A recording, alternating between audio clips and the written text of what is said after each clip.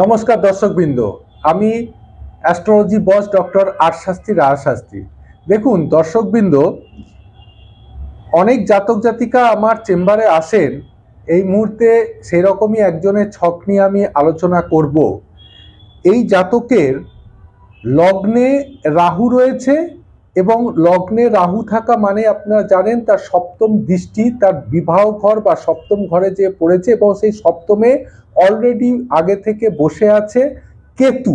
তাহলে রাহু লগ্নে সপ্তম দৃষ্টি দিচ্ছে তার বিবাহ ঘরে এবং সপ্তমে রয়েছে কেতু এবং এই কেতু রয়েছে চন্দ্রের সঙ্গে, অর্থাৎ মাইন্ডটাকে সবসময় ডিস্টার্ব করে রাখবে। মাইন্ডটা থাকবে সবসময় চঞ্চল, ডিস্টার্ব, এবং এই বিবাহ সংক্রান্ত ব্যাপারে এর মাইন্ড কিন্তু খুব ডিস্টার্ব থাকবে। এরম অবস্থাকে ধূমাবতী মায়ের পূজা করতে হবে, মা ধূমাবতী মায়ের পূজা করতে হবে এবং আমার সঙ্গে অবশ্যই যোগাযোগ করবেন, আমি প্রতিকার দিয়ে দেবো, ভালো হয়ে যাবে।